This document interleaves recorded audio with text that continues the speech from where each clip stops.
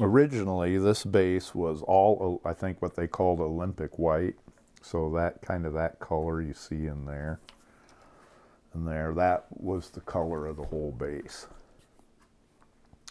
Then over the years playing in the club, it turned this kind of what I called originally kind of a nice eggnog color. I kind of liked it, you know. It just had a little glow to it. But then as the years wore on, that's nicotine, you know, playing in the old smoky bars, and this thing just got darker and darker and darker. I finally got to the point where you don't even try to clean it up because it just made it look worse. But and the smoke, you open up the case this thing sits in, you can still smell it 40 years later.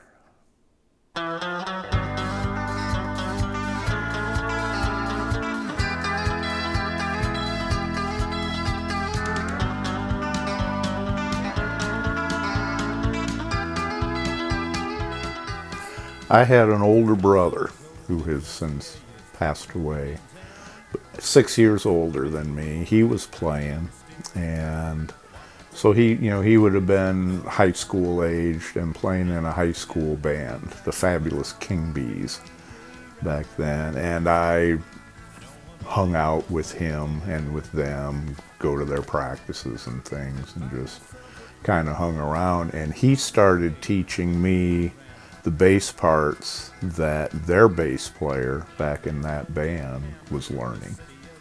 So that's how I started learning. Plus, I grew up at a time when the Beatles were big, you know, and everybody and their brother was playing guitar back in those days, and I played bass.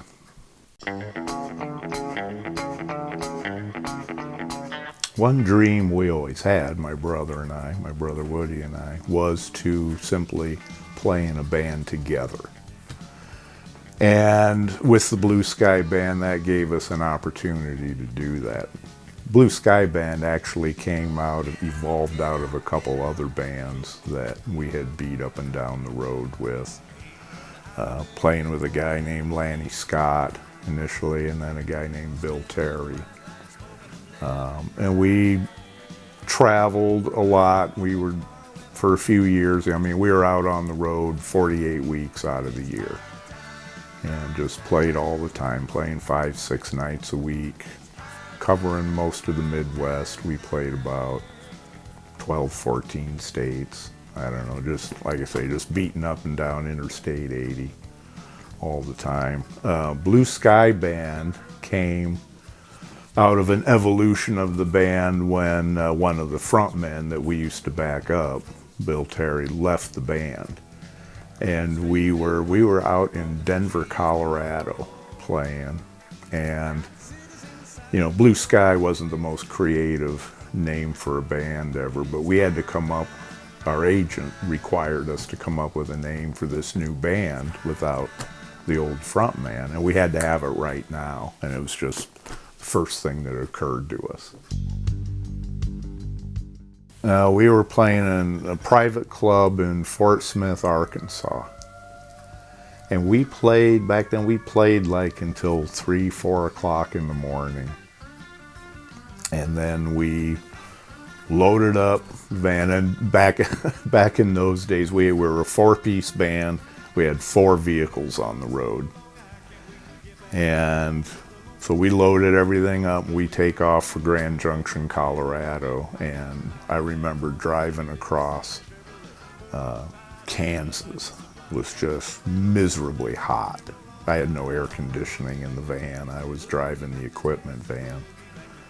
Just miserably hot all the way across there. I didn't think I was going to make it. Somehow we'd all got separated from each other, but once you hit Colorado and you start going up in elevation a little bit, it got real nice, real pleasant, cooled off. But we drove all the rest of that night, all the next day into the night. We drove until we got to Grand Junction. I don't know what time that was, but we basically set up and played again in Grand Junction, Colorado, without without really any time to rest or sleep or anything. We just went from one gig to the other. That was a long day. So my influences would go back to the 60s and early 70s. So, of course, you got McCartney, with the Beatles, but then guys that are maybe a little less well-known, like Jim Fielder, played bass for Blood, Sweat, and Tears, was one of my influences. And maybe my main influence was a guy named Harvey Brooks. That's the playing I emulate and still do, was playing like Harvey Brooks. He was a studio player, and he played with everybody from Miles Davis to the Electric Flag. In fact, the Electric Flag was like his band. My philosophy of bass playing is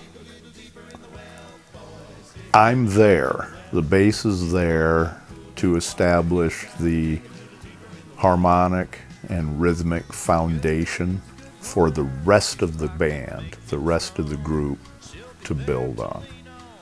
So you want to play simply, and solidly. And then, my job basically, I figure, is to make the rest of the band sound good. And much beyond that is just vanity.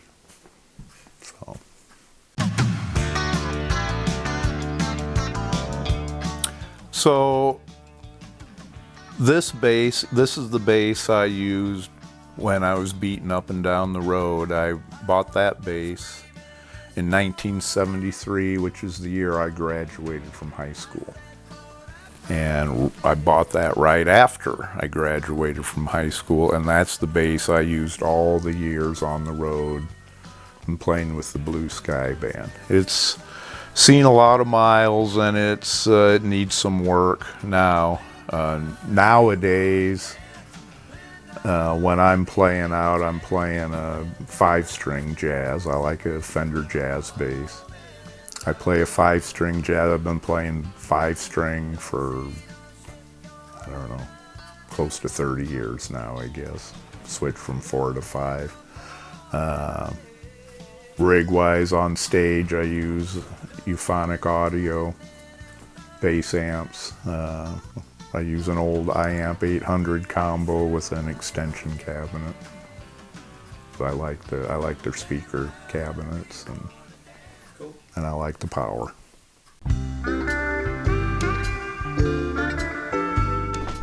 You don't want a shot of my messy house.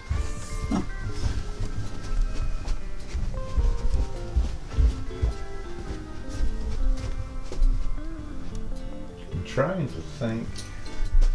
No one to talk with, all by myself. No one to walk with, but I'm happy on the trail. Ain't misbehaving, saving my love for you. Now I know for certain you're the one I love.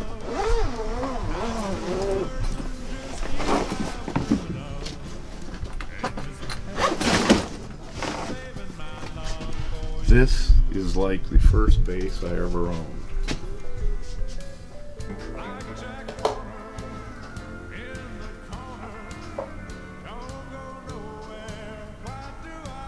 Yeah, geez. Memories.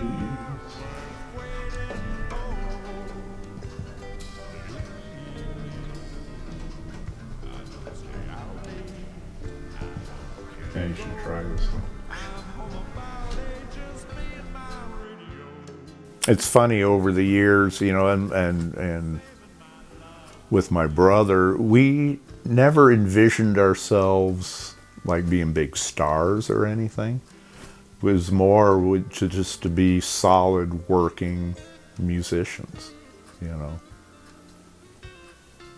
lot of people think, well, if you're a player, if you're not some huge fabulous star, then you're a failure, and nothing could be further from the truth.